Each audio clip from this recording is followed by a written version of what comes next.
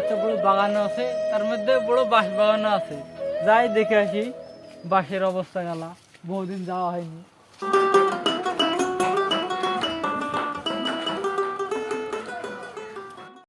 বাঁশ বাগানে চলে আসলো। আরে কি বাঁশের চেহারা রে, এবছরে তো ভালোই মোটা বাঁশ হয়েছে। আরে ঝাড়না কি রে, আরে কিসে পাপড়িছে রে, একবার টাটকা বুড়ি মানুষের গু। সি সি সি সি সি সি সি সি সি, এই বাঁশ বাগানে থাকবি না, যাই বাড়ি যাই।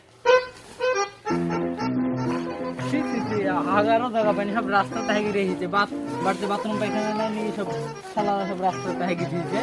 সি সি যাই কলকালে পা ধুই গা, ওই বাগানে আবার যাইতে হবে কামড় কলকালে যাই তো পাহাড়টা ধুই গা, সালা আছে ভালো জায়গা পাই না। কলকালে চলে এসেছি, দেখি কলে পানি টানা ফিরি, কলে পানিও নাই রে। যাই বাড়িতে যাই একবারে পা ধুবো। আম গাছের চারা লাগানো বড়ই হয়ে গেছে। আরে কাঁঠাল গাছটা তো বিশাল বড়। হাতে কি মাখলো, আপা গু মাখলো। যাই এবার মুছবো কি দিয়ে, কাঁঠালের পাতা টাতা দেখি গাছ, যাই দেখি কাঁঠালের গাছটা। আরে আল্লাহ, আমি তো ভুলেই গেছি কাঁঠালের গাছে আমি উঠতে পারিনি। এটা কাঁঠালের পাতা কত ভাঙা।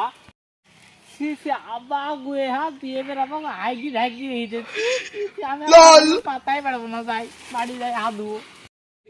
যাই মালিক ঠিক আছে দেখে আসি।